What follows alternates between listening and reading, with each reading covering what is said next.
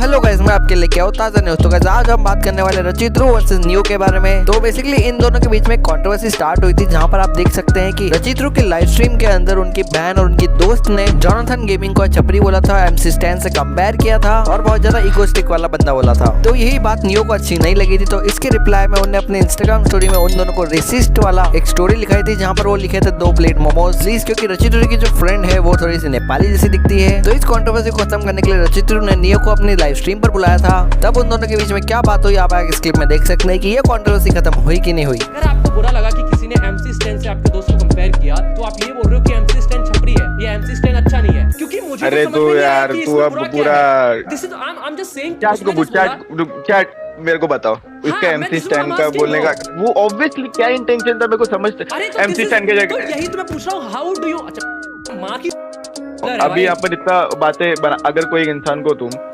कुछ एक लड़की बस पिक देखने में बोलते हैं एमसी स्टैन जैसा दिख रहा है। अरे बट मैं ही आपको यही ना जॉनी रैपर है ना जॉनी रैपर है ना जॉनी एमसी स्टैन जितना बड़ा है, तो कौन से सेंस में बोल सकती है आप सोचो कौन से सेंस में बोल सकती है। मेरी बात तो सुनो, पॉइंट ये वो बोल रही है तो छपरी जैसा दिखता है, ये बोल यही तो मैं बता रहा हूँ कि मेरी दोस्त ये बोलना मैं आपको ऑनेस्टली बताऊं, आप हंसोगे, मैं खुद हंस रहा था, ठीक है ना, कि शिट ब्रो नियो भाई ने उस चीज को गलत क्यों लिया। उसने ये बोला, ठीक है, ऑनेस्टली बता रहा हूँ, उसको हेयर स्टाइल से एमसी स्टैन का याद आया, उस हेयर कलर से एमसी स्टैन का याद आया। अब अगर आपको वो हेयर कलर खराब लगा तो आप बोल रहे वाला मोमोज बोल रहा था, मैं थोड़ी उसको बोला, मैं खाने वाला मोमोज बोल रहा हूँ। तो गाइस इतनी बात करने के बाद नियो ने उस लाइव स्ट्रीम को लीव कर दिया था और उसके जस्ट बाद रचित ध्रुव की तरफ से एक इंस्टाग्राम स्टोरी आती है, जहाँ पर आप देख सकते हैं कि वो नियो को वापस बुलाते लाइव स्ट्रीम पर। यार नियो भाई बात तो कंप्लीट होने दो भाई, आपने मेरे को डिस्कॉर्ड बुलाया, आपके सामने मैं डिस्कॉर्ड आया, ठीक है, अब क्यों भाग गए भाई, एटलीस्ट सुनो यार, तुम लाइक बात तो कंप्लीट करने दो, किसी की सामने वाले से बात तो कंप्लीट करने दो। आप ही ने बुलाया, सामने आया, ठीक है, आप चले गए भाई, मैं कॉल लगा रहा हूँ आपको, आपका कॉल नहीं लग रहा, थोड़ा डिस्कॉर्ड आ जाओ भाई, थोड़ी जरूरी बात करनी है यार, आ जाओ भाई, समझे,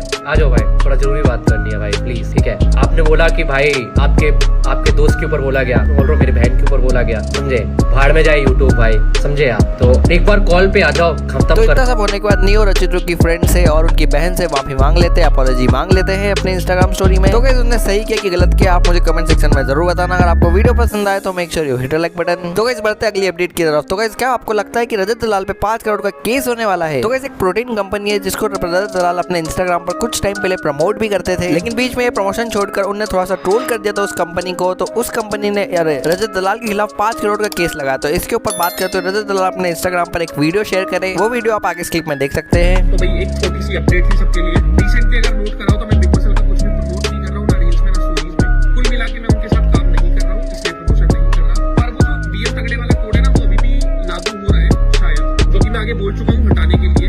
रिसेंटली बहुत सारे लोगों के मेरे पास मैसेज आए कि इनके प्री में ये दिक्कत है, इनके प्रोटीन में ये दिक्कत है। तो कुल मिला के मेरा रील डालने का पर्पस यही है कि ताकि क्लैरिफिकेशन हो जाए कि मेरा बिग मसल के साथ कोई एसोसिएशन नहीं है। स्टार्टिंग में मेरे पास जो स्टैक आया था ना, जो सामान था, तो उसकी क्वालिटी असल में मेरे को पर्सनली पसंद आई थी, और जिस हिसाब से चीजें बोली गई थी ना कि लैब टेस्ट में ये होगा, पहले चीजें खराब थी, अब चीजें सुधर चुकी हैं, उन चीजों के बेसिस पे मैंने बिग मसल ज्वाइन करा था। पर अभी जो लेटेस्ट मेरे पास स्टैक आया था, मैं कोई डिफेम नहीं कर रहा किसी को या कुछ नेगेटिव सेंस में नहीं बोल रहा, मैं पर्सनली उस चीज को खुद से यूज नहीं कर सकता, तो मैं किसी को रिकमेंड करना तो बहुत दूर की बात है। कुछ भी किसी के अगेंस्ट नहीं है, कुछ भी नेगेटिव नहीं है, कुल मिला के बात इतनी है, जो चीज मैं पर्सनली यूज नहीं कर सकता मैं किसी को रिकमेंड नहीं कर सकता। 5 करोड़ का मेरे पास वो कुछ मेरे पास लॉसूट वगैरह जो भी इनका लीगल केस होगा मेरे ऊपर, वो मैं खुद देख लूंगा, उसकी मेरे को कोई प्रॉब्लम नहीं है। पर छोटी मोटी चीजों को दिमाग में रख के मैं जिस चीज के लिए मन ना माने वो चीज प्रमोट नहीं कर सकता। तो गाइस बात करते हैं ध्रुव राठी के बारे में। तो गाइस आप लोगों को बताओ कि ध्रुव राठी अभी मोदी जी के खिलाफ बहुत सारी वीडियोस निकाल रहे हैं। तो कल उनके चैनल पर एक और वीडियो आया था, जहाँ पर फिर से उन्होंने मोदी जी को डिक्टेटर बोला। तो गाइस उनके ऊपर एक और एलिगेशन लगता है कि वो दूसरी पार्टी से पैसे लेकर मोदी जी के खिलाफ बोलते हैं। तो इसी बात को क्लियर करते हुए अपने लेटेस्ट वीडियो के अंदर कुछ ये बोले कि आईटी सेल वाले मेरे ऊपर सवाल उठाते हैं कि कोई पार्टी मुझे पे कर रही है इसलिए मैं वीडियोस बनाता हूँ। अरे बेवकूफो, अगर किसी पार्टी को पे करना होता ना मुझे, मैं सबसे पहले बीजेपी के पास जाता। देश की सबसे अमीर पार्टी है बीजेपी, सबसे ज्यादा पैसे उनके पास है,